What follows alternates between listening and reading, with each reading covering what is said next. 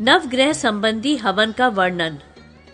पुष्कर कहते हैं, परशुराम जी, लक्ष्मी, शांति, पुष्टि, वृद्धि तथा आयु की इच्छा रखने वाले वीर्यवान पुरुष को ग्रहों की भी पूजा करनी चाहिए। सूर्य, सोम, मंगल, बुध, गुरु, शुक्र, शनि, राहु तथा केतु, इन नव ग्रहों की क्रमशः स्थापना करनी चाहिए। सूर्य की प्रतिमा तांबे से, चंद्रमा की रजत या स्फटिक से, मंगल की लाल चंदन से, बुध की सुवर्ण से, गुरु की सुवर्ण से, शुक्र की रजत से, शनि की लोहे से तथा राहु केतु की सीसे से बनाए। इससे शुभ की प्राप्ति होती है। अथवा वस्त्र पर उनके रंग के अनुसार वर्णक से उनका चित्र अंकित कर लेना चाहिए। अथवा मंडल बनाकर उनमें गंध, चंदन, कुमकुम आदि से ग्रहों की आकृति बना ले। ग्रहों के रंग के अनुसार ही उन्हें फूल और वस्त्र भी देने चाहिए। सबके लिए गंध, बलि, धूप और गुग्गुल देना चाहिए। प्रत्येक ग्रह के लिए अग्नि स्थान पूर्वक समंत्रक चरु का होम करना चाहिए। आकृष्णेन रजसा इत्यादि सूर्य देवता के, इमं देवः इत्यादि चंद्रमा के, अग्नि मूर्धा दिवः ककुत इत्यादि मंगल के, उद्बुद्धस्य इत्यादि बुध के, बृहस्पते अदित यदिर्यः इत्यादि बृहस्पति के, अन्नात् परिश्रुतो इत्यादि शुक्र के, शम नो देवीः इत्यादि शनैश्चर के, कांडात कांडात इत्यादि राहु के और केतुम कृणवन केतवे इत्यादि केतु के मंत्र हैं। आक, पलास, खैर, अपामार्ग, पीपल, गूलर, शमी, दूर्वा और कुशा ये क्रमशः सूर्य आदि ग्रहों की समिधाएं हैं। सूर्य आदि ग्रहों में से प्रत्येक के लिए 108 या 28 बार मधु, घी, दही अथवा खीर की आहुति देनी चाहिए। गुड़ मिलाया हुआ भात, खीर, हविष्य, मुनि अन्न, दूध मिलाया हुआ साठी के चावल का भात, दही भात, घी भात, तिल चूर्ण मिश्रित भात, माश, उड़द मिलाया हुआ भात और खिचड़ी, इनका ग्रह के क्रमानुसार विद्वान पुरुष ब्राह्मण के लिए भोजन दे।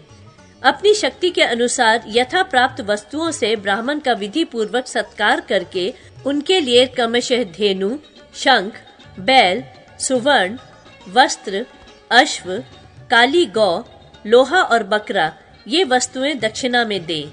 ये ग्रहों की दक्षिणाएं बताई गई हैं। जिस जिस पुरुष के लिए जो ग्रह अष्टम आदि दुष्ट स्थानों में स्थित हो, वह पुरुष उस ग्रह की उस समय विशेष यत्न पूर्वक पूजा करे। ब्रह्मा जी ने इन ग्रहों को वर दिया है कि जो तुम्हारी पूजा करें, उनकी तुम भी पूजा मनोरथ पूर्ति पूर्वक सम्मान करना। राजाओं के धन और जाति का उत्कर्ष तथा जगत की जन्म मृत्यु भी ग्रहों के ही अधीन है। अतः ग्रह सभी के लिए पूजनीय है।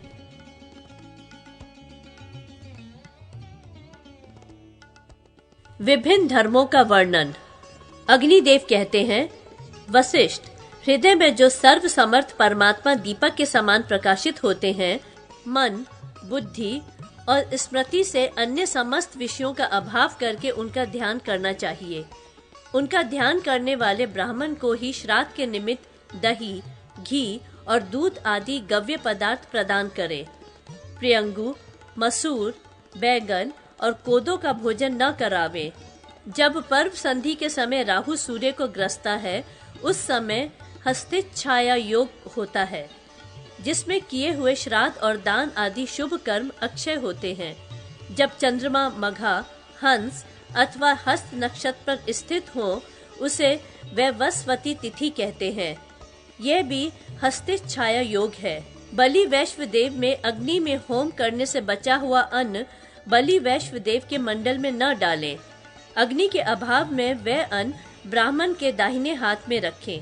ब्राह्मण वेदोक्त कर्म से तथा स्त्री व्यभिचारी पुरुष से कभी दूषित नहीं होती। बलात्कार से उपभोग की हुई और शत्रु के हाथ में पड़कर दूषित हुई स्त्री का ऋतुकाल पर्यंत परित्याग करे। नारी ऋतु दर्शन होने पर शुद्ध हो जाती है। जो संपूर्ण विश्व में व्याप्त एक आत्मा के व्यतिरेक से विश्व में अभेद का दर्शन करता है, वही योगी ब्रह्म के साथ एक ही भाव को प्राप्त आत्मा में रमण करने वाला और निष्पाप है। कुछ लोग इंद्रियों के विषयों से संयोग को ही योग कहते हैं। उन मूर्खों ने तो अधर्म को ही धर्म मानकर ग्रहण कर रखा है।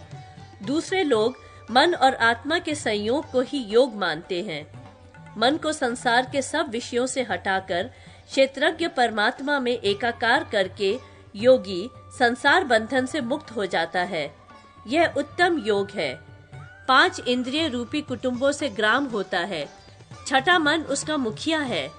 वे देवता, असुर और मनुष्यों से नहीं जीता जा सकता। 5 इंद्रियां बहिर्मुख हैं। उन्हें अभ्यंतर मुखी बनाकर इंद्रियों को मन में और मन को आत्मा में निरुद्ध करें। फिर समस्त भावनाओं से शून्य क्षेत्रज्ञ आत्मा को पर ब्रह्म परमात्मा में लगावे। यही ज्ञान और ध्यान है। इसके विषय में और जो कुछ भी कहा गया है वह तो ग्रंथ का विस्तार मात्र है। जो सब लोगों के अनुभव में नहीं है वह है। यूं कहने पर विरुद्ध असंगत सा प्रतीत होता है और कहने पर वह अन्य मनुष्यों के हृदय में नहीं बैठता। जिस प्रकार कुमारी स्त्री सुख को स्वयं अनुभव करने पर ही जान सकती है, उसी प्रकार वह ब्रह्म स्वतः अनुभव करने योग्य है। योग रहित पुरुष उसे उसी प्रकार नहीं जानता जैसे जन्मांध मनुष्य घड़े को। ब्राह्मण को संन्यास ग्रहण करते देख सूर्य यह सोचकर अपने स्थान से विचलित हो जाता है कि ये मेरे मंडल का भेदन करके पर ब्रह्म को प्राप्त होगा। उपवास, व्रत, स्नान, तीर्थ और तप ये फलप्रद होते हैं, परंतु ये ब्राह्मण के द्वारा संपादित होने पर संपन्न होते हैं और विहित फल की प्राप्ति कराते हैं। प्रणव पर ब्रह्म परमात्मा है। प्राणायाम ही परम तप है और सावित्री से बढ़कर कोई मंत्र नहीं है। वह परम पावन माना गया है। पहले क्रमशः सोम, गंधर्व और अग्नि ये 3 देवता समस्त स्त्रियों का उपभोग करते हैं। फिर मनुष्य उनका उपभोग करते हैं। इससे स्त्रियां किसी से दूषित नहीं होती हैं।